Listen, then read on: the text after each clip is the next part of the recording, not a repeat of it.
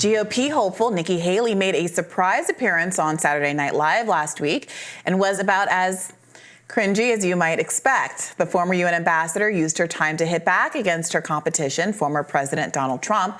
Let's take a look. My question is, why won't you debate Nikki Haley? Oh, my God, it's her, the woman who was in charge of security on January 6th. It's Nancy Pelosi. For the 100th time, that is not Nancy Pelosi. It is Nikki Haley. Are you doing okay, Donald? You might need a mental competency test. You know what I did? I took the test and I aced it, okay? Perfect score. They said I'm 100% mental. And, I'm confident because I'm a man. That's why a woman should never run our economy. Later in the cold open, actress Ayo Edebiri attempted to gotcha Haley over her previous failure to cite slavery as a main cause of the Civil War. Let's watch how that went. All right, well, that is a new one on me. Okay, we have time for one more question, and it's actually for Ambassador Haley.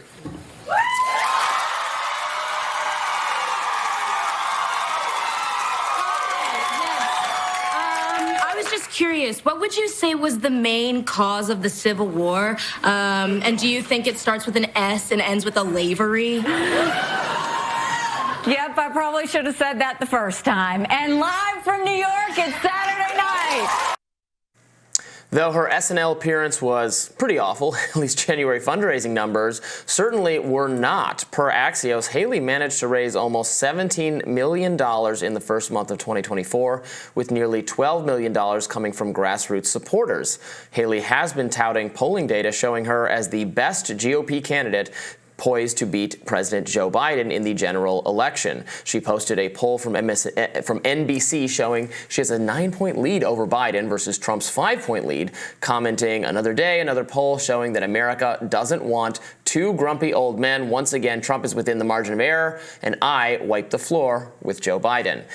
So what did you think about the SNL appearance? I'm frankly not an SFL fan. I think the last time it made me laugh was like 20 years ago, but and this was no different. And maybe this is the kind of thing that's going to make, I think, non-Republicans like her more. I don't think this is doing anything to help her in her matchup versus Donald Trump, but it doesn't matter either way. I mean, I honestly don't care about Nikki Haley. I was frustrated because I really love Ayo Edebiri. I think she's very funny and she's very talented and very charming, and I was looking forward to her appearance.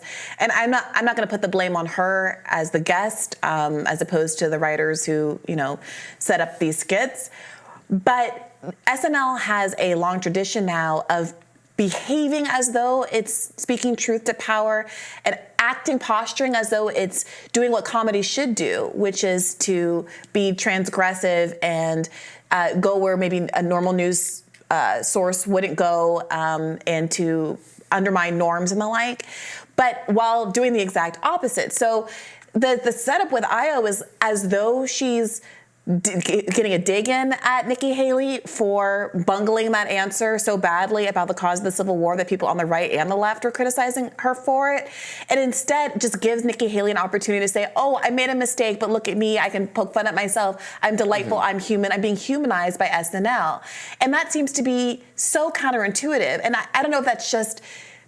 Like, what were they thinking? How did they think? Did they really think that they were like getting one in, or like gotching, or embarrassing Haley? No, it was doing the opposite. It was showing. I mean, Haley said, "Yeah, I messed up." Right, it was doing the opposite, but the framing of it, it was for Haley's benefit. I believe the posture, like the way that Ayo delivers her lines is, "Weren't you so horrible? Like, don't you get it?" Like a criticism. Right. But the effect of the skit was just so the opposite that it is frustrating to see. And it's not just in this context. Over and over again, SNL manufactures consent for some of the most establishment players in our political system at the same time that it pretends to be countercultural. It's subversive in the way that comedy is supposed to be subversive. Yeah, on the list of things I would call countercultural, SNL would be like very last.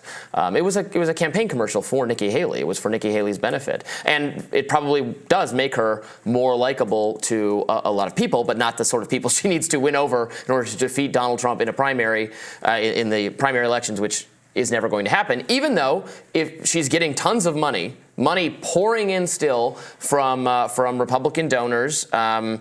And she can point to, she's not wrong to say that she does fare better against Joe Biden in a general election matchup. Poll after poll has shown us that. Yeah. But Republican primary voters don't care. They don't accept that. They want Donald Trump, and so they're going to get him, barring some truly out there scenario. Yeah, this whole episode had me and a lot of others I know reflecting on the trajectory of what was described as Trump normalization back in 2015 and 2016. And Donald Trump being invited on SNL as when he was a candidate in 2015, I think was a really interesting moment that I think foretold how the media was going to treat him. I think a kind of a mock disgust or kind of performative disgust with Donald Trump, coupled with a desire to take advantage of the widespread interest, whether it's the prurient interest on the left or legitimate interest on the right, in this guy who we knew as an entertainer up until that point, and as a kind of rabble-rouser and a critic of Barack Obama, a truther, all of those kinds of, a birther, truther, whatever you call it, I forget, all of those kinds of things, but wasn't really taken so seriously in a political realm for obvious reasons. And in retrospect, a lot of folks look back and say, well, that was bad. That was politicizing him, legitimizing him in a way that ultimately led to him being successful as a candidate and everything that has come since.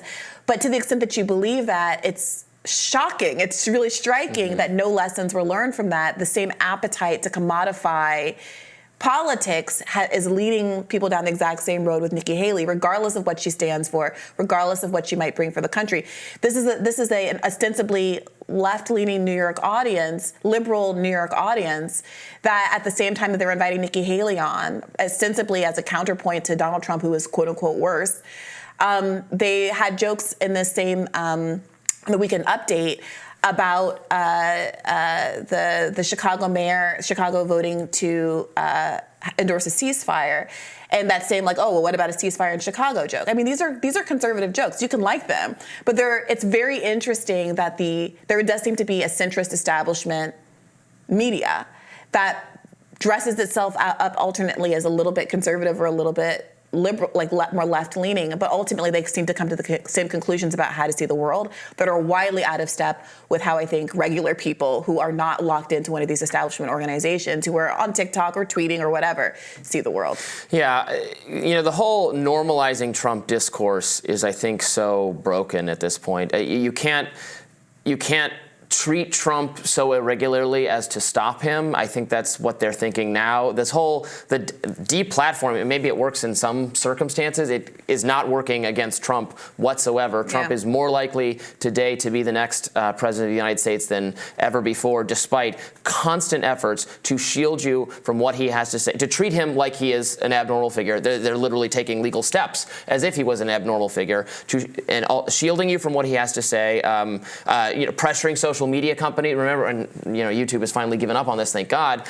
But actually taking down just speeches of his that aren't contextualized as that being harmful. Yeah. I was reminded of this. Obviously, our show went through it, but at this conference I attended over the weekend, LibertyCon, there was a speaker there, Ford Fisher, who we've played his videos on our show. He gets a lot of great raw video footage of protests and events and everything. He really does a terrific job, and we've used his videos in the past. And he was telling the audience about exact same thing that happened to him when he showed video footage of someone. It was just a protester or something saying, what did he say? Oh, he said he was covering the Westboro Baptist Church type, crazy religious protesters who had like God hates, etc. signs, and he said some shirtless Trump person was yelling at them and saying, I do think the election was stolen, but the way your homophobia is wrong or something. It was just a funny moment that he captured on video. Yeah. He got punished for that on YouTube because of the statement the protester made. He didn't put any context during that period. It's insane. Yeah, I agree. The platforming, deplatforming stuff is really bizarre, and so is this whatever you want to call the brand of humor on SNL. I mean, I think fundamentally the problem is they don't have any real politics. They don't stand for anything, and when you don't stand for anything, your message becomes unclear and your comedy becomes unclear. You have to risk someone not liking you to make, in my humble opinion, both a joke that lands and a political statement that feels cogent. And when you don't, you get whatever this amorphous, lukewarm, hey, Nikki Haley is here. She's a person running for president. Isn't that interesting? She said a thing about slavery. How do I feel about it? How does she feel about it? Who knows? That's not really the gist of this segment. We're just saying things that happens. Yeah. And there's a joke in there somewhere, I guess. Let us know how you felt about it. If we're being overly harsh here, I suspect you won't think that's the case. Stick around. More Rising coming up.